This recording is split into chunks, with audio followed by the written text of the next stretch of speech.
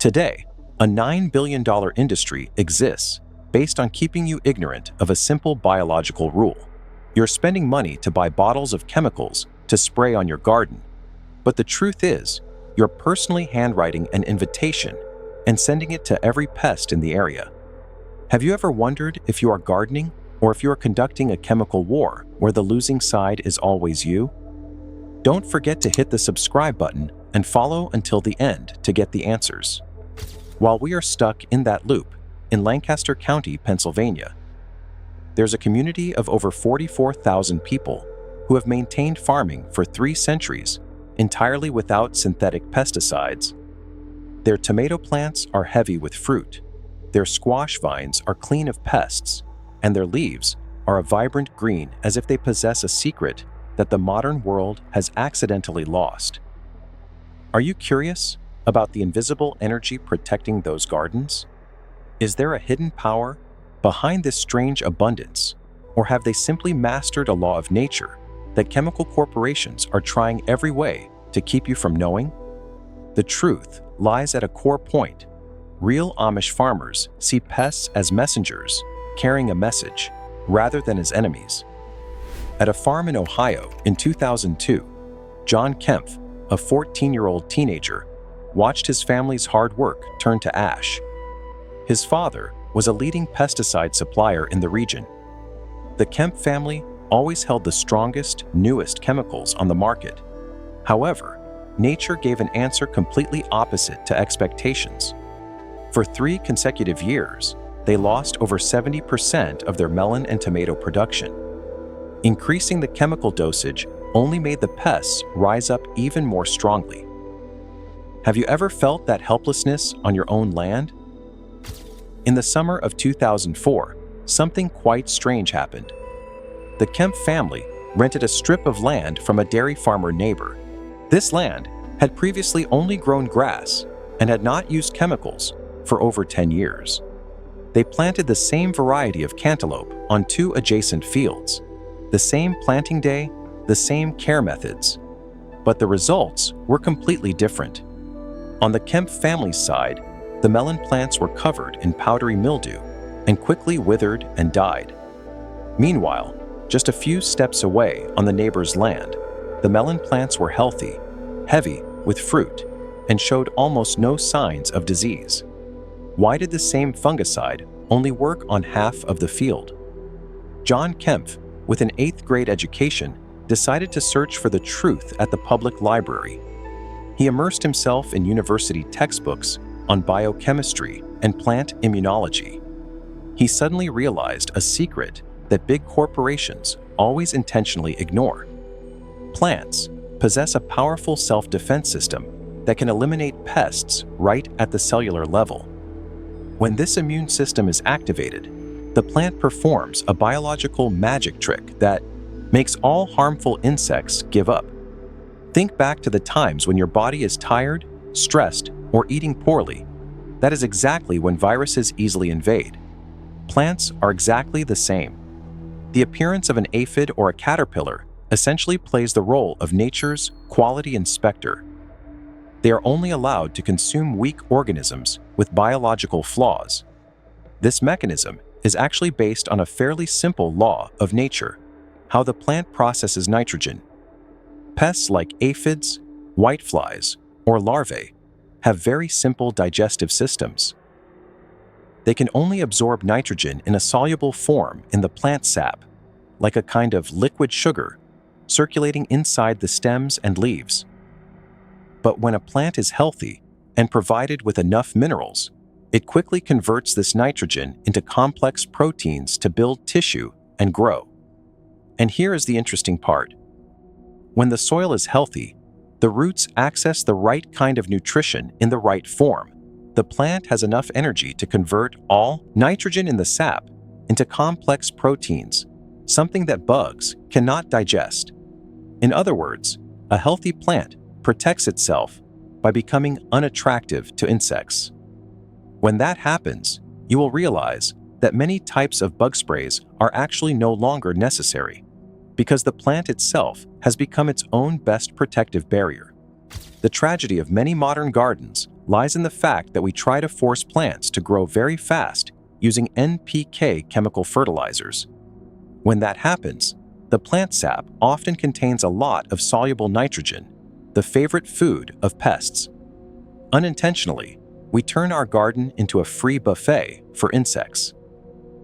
Samuel Zook, a longtime Amish farmer, personally witnessed the opposite when he stopped using chemicals. Once, a swarm of hornworms came to attack his tomato garden.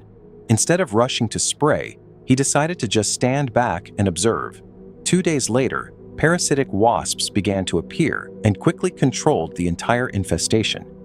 At that moment, Zook realized a simple thing. When he stopped using chemicals to kill everything, he was also allowing nature's security army to return and do their job. Do you realize how much money you are spending to maintain a weak state for your plants? This realization will lead you to a harsher reality about the industry you have always trusted. The problem lies in a business loop where the health of the garden is the enemy of profit. In 1960, the amount of pesticides used in the United States reached 196 million pounds. By 1981, that number jumped to 632 million pounds, growing 3 times in just 2 decades. There is no evidence that pests increased 3 times during that period, but there is clear evidence that the soil became increasingly dependent on outside intervention to produce a harvest. Everything really started after World War II. When the war ended, giant chemical corporations suddenly had a large amount of compounds once produced for military purposes. To survive, they needed a new market. Compounds once used on the battlefield were quickly shifted to use on the fields. In a short time, they were promoted as solutions for pests and crop yields. But from a business perspective, if a product solves a problem too thoroughly, it is not a good business model. A more ideal model is to keep the problem existing just enough. And that is a rather cruel truth. A truly healthy garden, naturally balanced with nature, does not bring much profit to chemical corporations. For 80 years, we have been locked into a cycle. Spray, temporary suppression. Pests return stronger.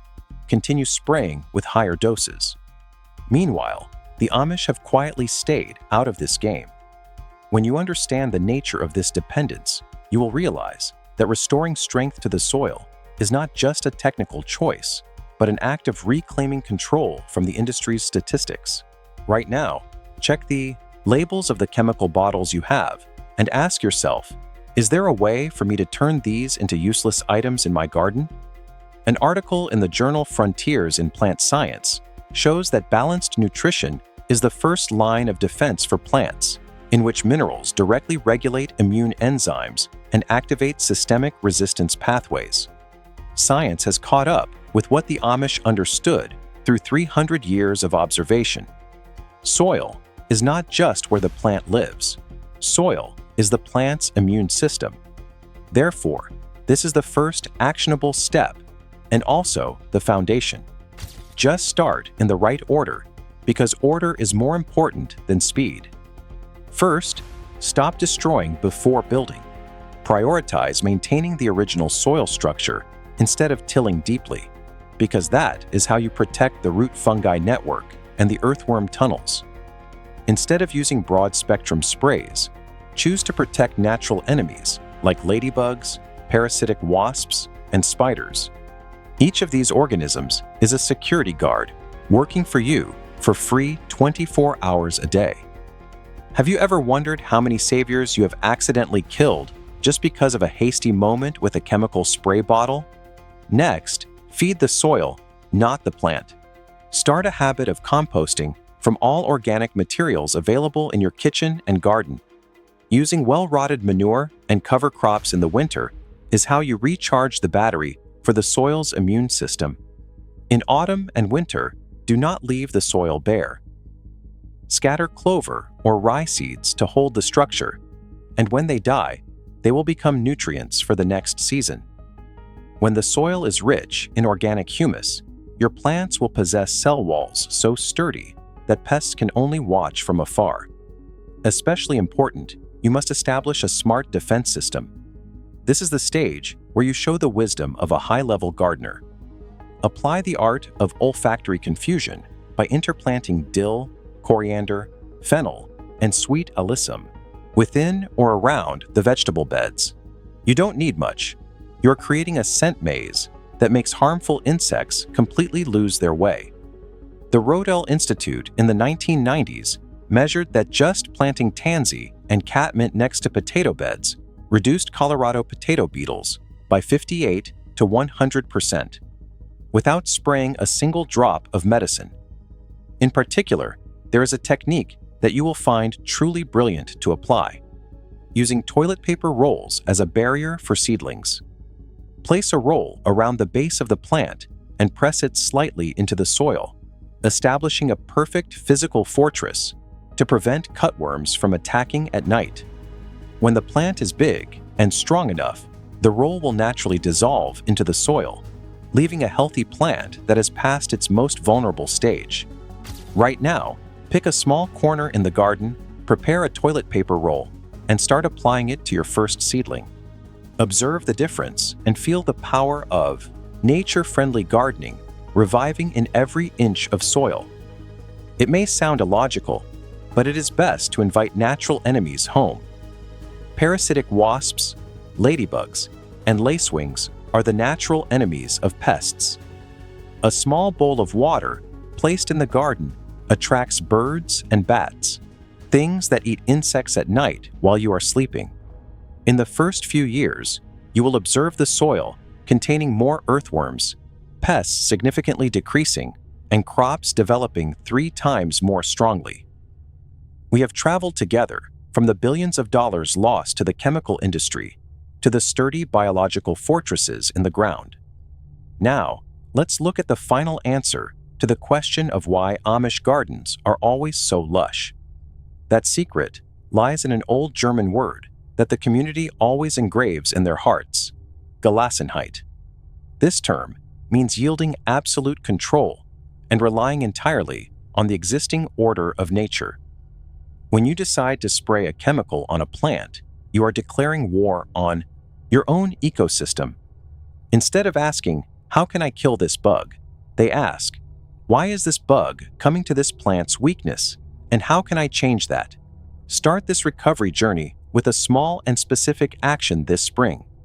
Instead of cleaning the garden completely and leaving the soil bare through the winter, leave one row untilled.